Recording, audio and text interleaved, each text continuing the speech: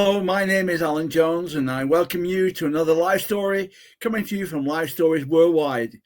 We bring you stories from the UK and other countries, and they go out across the world. We are live on StreamYard, Facebook, YouTube. You can also watch us on our website, lifestoriesworldwide.com, which is probably one of the easiest ways to watch. We bring you stories of people who've gone through all types of challenges and how they've overcome those challenges. Our guest today is from Exeter. His name is Andy Flannagan. Andy has been involved in worship and also written books, and he was involved in encouraging people to get involved in politics. And you'll hear more about that in his story. So I'm going to hand over to Andy, who's going to be interviewed by George. Thank you, Andy. Evening. Thanks, Alan. Thank you very much, Alan. And thank you very much to you, Andy, of course, for coming here to visit us at Life Stories Worldwide. Now, first of all, Alan did make a slight mistake. You're not actually from Exeter, are you? Well, I'm living in Exeter now, but as you can hear from the accent clearly, I'm from a great green part of the world, George, that you must know. To be sure. So I should say, what about you? Absolutely. Now, tell us, Andy, what part of our northern are you actually from? So my mum and dad are from Portadown. Mm-hmm. And then I also spent 8 years growing up in Jordanstown, North Belfast. So I'm sort of half town boy, half country boy. And so I worked as a doctor over there, but then I had a quite dramatic, you might call it Damascus Road experience of like an incredible collision of things happening to call me out of that work being a doctor to actually be involved in music and working with young people. And working with an evangelistic band for a thing called Youth for Christ in England, touring around the UK, sharing our testimony, sharing our faith, and seeing the most incredible transformation in so many young people across the UK. So yeah, it's been quite a transition from medicine to the music, and then from the music on towards politics now as well. Excellent. Well, they say the Irish people have got the gift of the gab, so you'll be good in politics for definite. Now, growing up in Northern Ireland as you were a young man must have been tough for you because of the Troubles. Tell us a little bit about that. Did it affect you in any way at all? No, not hugely. I think only in retrospect do you realise that everybody in that period of time was growing up with a certain level of low-lying anxiety that sort of felt normal to us, but actually looking back was probably affecting us more than we think. But in terms of actual violence, I heard one bomb in my life, the big Europa bomb in the early 90s. That's probably the only bomb I was actually ever close enough to hear, and the truth is, as with so many hotspots around the world, whether we're talking about the Middle East, whether we're talking about South Africa, those of us who are outside those places just watching it on the news kind of imagine the whole place to be going up in flames. But actually the truth was there were areas that it was, there were certain areas where you didn't want to be late at night, and there are certain areas that interface areas, especially where two communities were rubbing up against each other. There were places that were dangerous places to be, but for most other folks, it was relatively normal.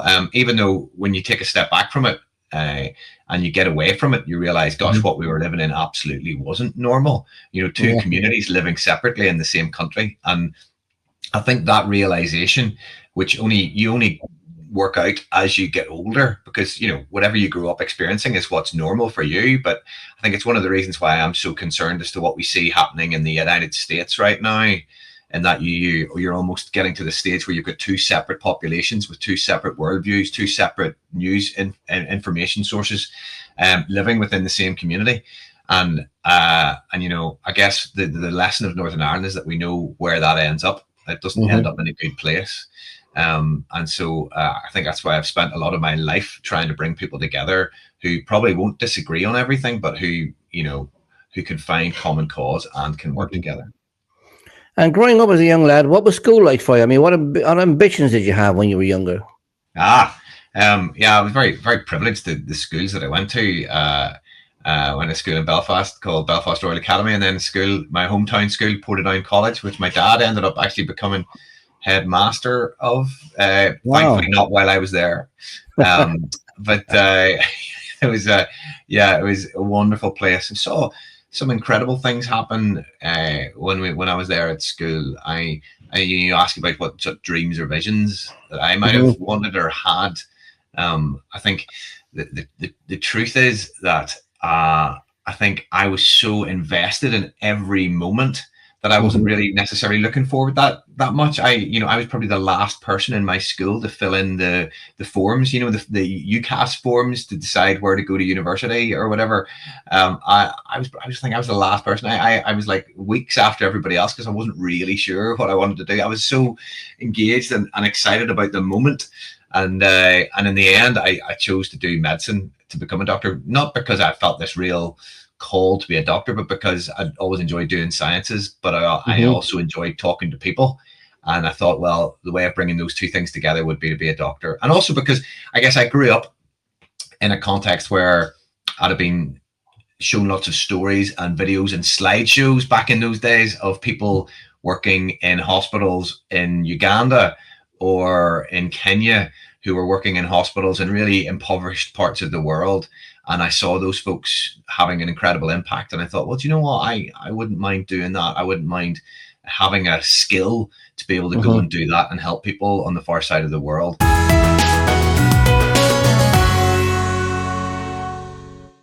Having been exposed to that stuff. So I think that was the sort of stuff that was ticking through my head during school days.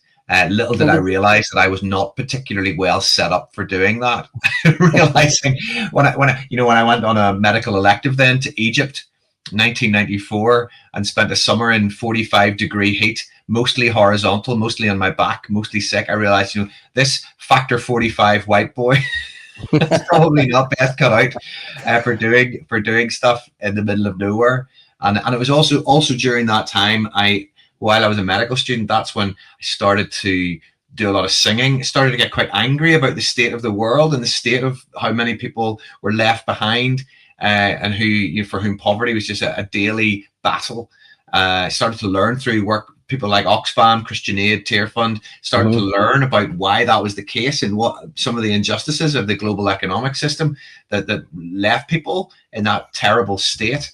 And so I started to get quite angry and write about that and wrote songs about it. And during that time was when I started to see those songs being effective and people started asking me to sing them in various places.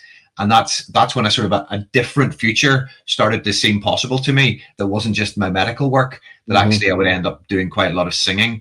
But it was actually through some of those experiences in those foreign hospitals that I actually got to be able to then start singing. And it was really through people's response to that music that I realized, gosh, there's a job to be done here. That and there was a guy called George Verwer spoke at a meeting in Belfast, and he said in the study of the world today, he said, we don't really need more missionaries.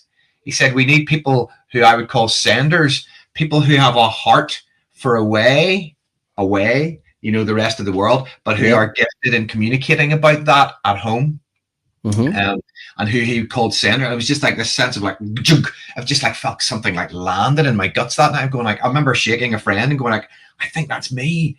Because I'm really passionate about these issues. I'm passionate about the state of the world, but these songs seem to be working, and these events that I'm organizing in the first world seem to be working and seem to be effective. And so I guess that's been a banner over my life since then, that I'm doing sending, that I'm maybe not the person who's being sent to the mission place, to the mission field, but actually I'm the one who's encouraging the other folks to go, looking after them as they go. And so I've been doing that for a long time through singing and the work with Tear Fund, but now more specifically in the world of politics, calling people into that particular mission field, and looking after them as they go. Now, what was life growing up in the family? You mentioned your daddy became the headmaster of the college and that in Portadown. What was life like for you? Say in the family environment with brothers and sisters. What was it like for you? Yeah, a wonderful sister called Ruth, 3 years younger than me, who's become a physiotherapist and married one of my best friends at the time, John. One of my best friends from uni. He's called John Alderdice, and he basically used me to get to my sister and married her. But is now president of the Methodist Church in Ireland this year, in fact. Wow. John's a wonderful guy as well. Couldn't have picked anybody better to be becoming part of our family. And then my wonderful dad, who you've heard about, and then my wonderful mum, who's the backbone of it all, Sylvia and Tom. So they're presently without power in their house in Northern Ireland. They're one of the hundreds of thousands of people who still don't have any electricity. So they sort of managed it for a few days, but they're now decamped to a hotel. Bless them. So, but yeah, owe those guys so much, and the support and the love of them and the encouragement from them, especially when they were, put a lot of investment and time into me going on this journey into medical school, and then feeling like that wasn't going to be the end point of the journey. It was just going to be the start of the journey. That's not necessarily the easiest thing for a parent to hear. But over the years, they've seen that, that I was being led, that it was a, I don't know if people listening to this, I don't know whether you believe in God or not, but I've got so many stories to tell about how it was really clear that God made it really clear to me that he was leading me in a certain direction. Like ridiculous things happened. I was basically working in the hospital at the time, and I saw 3 separate friends during a week I had off. 3 separate friends brought three of them brought exactly the same job advert up to me where I was staying separately without any collusion. All had exactly the same advert saying, "Oh, we think you should apply for this job." And I was like, okay, wow. 3 of you in a week have now said exactly the same thing. That's quite random. It was a job leading a band in England. So I remember thinking, well, okay, that's interesting. I should probably pursue that. But then I just got a little bit insecure because you had to send a tape. You had to send off a demo, a recording. And I hadn't really done that too much. And I thought, oh no, I don't want to do that. And so I remember the closing date passed. It was April the 22nd, 1997. Closing date passed. And I remember it was a couple of weeks after that, I rang up the organization, Youth for Christ, and said, "Oh, did you ever appoint anybody for that job?" And they said, "Oh, actually, yeah, we've got some more applications. So we've extended the closing date." And then that sort of the energy of that, and the new closing date was tomorrow. So that sort of deadline gave me the kind of the kick and the energy to go on and apply. And then the next week, I got a phone call in the hospital to say, "Look, we know you're probably very busy in the hospital, but we'd love to interview you next week. Is there any way you could come over?" And unbelievably, from 3 months previous, I'd had a flight booked to London because of a conference I was going to in London, and I'd asked to get a Thursday and a Friday off work so I could go to this conference, which was from the Thursday to the Sunday.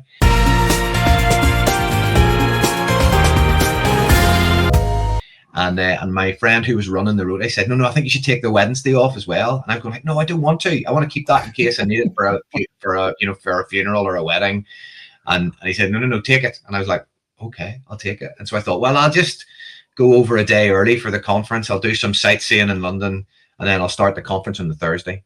So that's back 3 months previous in February. Now fast forward to the end of May, the start of June, and this phone call comes through and said, look, we'd love to interview you for this job next week. And I said, you're not going to believe this, but for 3 months, I've had a flight booked to England for that week. And they said, look, sorry to be even fussier, but the only day we could interview you is Wednesday. And I was like, joking, that's unbelievable. I literally am flying in on Tuesday night with nothing to do on Wednesday. And it gets better. It gets better, George. That lunchtime, I went down to the computer room at the hospital, and I searched for information about this organization called Youth for Christ because I didn't know too much about them in England. And they had, it was the early days of the internet. So when you searched for it, it was like 1997. So you searched, I only found one document, and it was a Youth for Christ strategy document.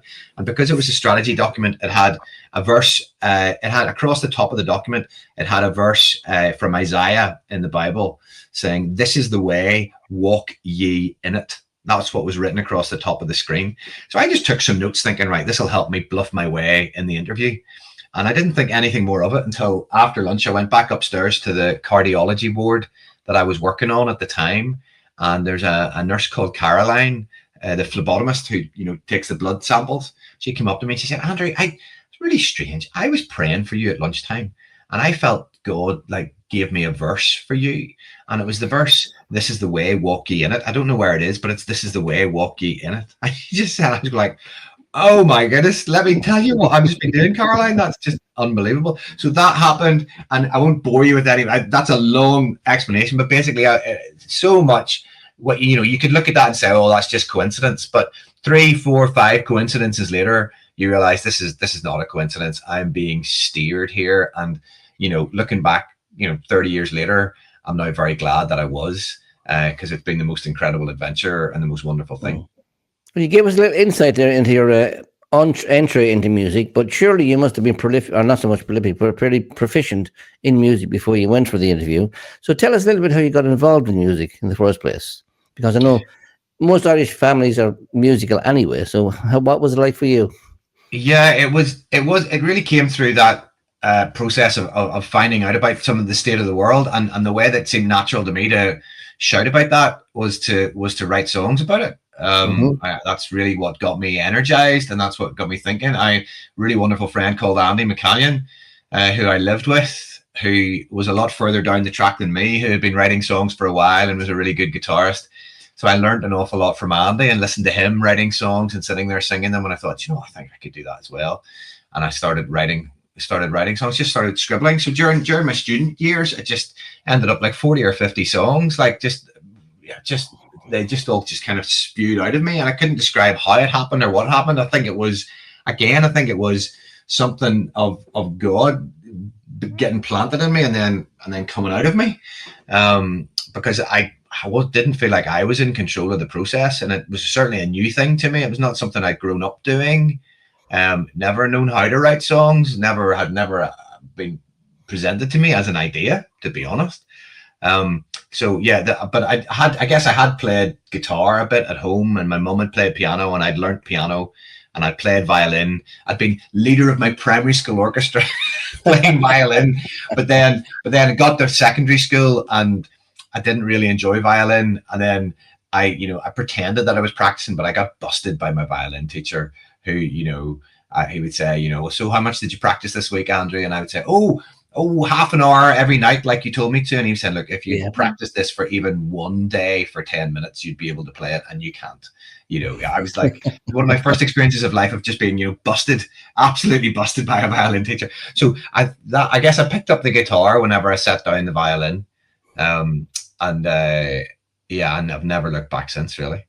Excellent. Now, you mentioned, of course, Youth for Christ, which is a very well-known organisation in the UK.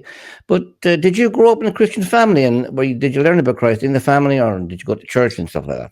Yeah, very much so. My mum and dad were very involved in their local church, both in Portadown and then also when we lived in Jordanstown and in Glengormley. And in fact, they were involved in running like Sunday school, the stuff that would happen after church for the kids. They were always doing that. And in fact, quite often I would see my mum sitting with her head bowed with one of the girls from her Sunday school class afterwards. And I would remember saying to my mum, like, Mum, what's going on? Why are you sitting with your head bowed with one of the girls afterwards? And she said, oh, they're becoming a Christian. They're deciding to follow Jesus in their lives. They're asking Jesus into their hearts, was the sort of the phrase that was used at the time. And I just said, well, can I do that too? And I remember sitting by my bed, age 7, doing that with my mum. And I think that was, for me, that was the start of a journey of like this, not just being like religion, not just being this kind of thing that's out there somewhere as an idea or a concept or a theory, but it was a relationship. I was actually communicating. I was actually talking to the divine being, and that he wanted to talk to me, and he wanted to be present with me. And that was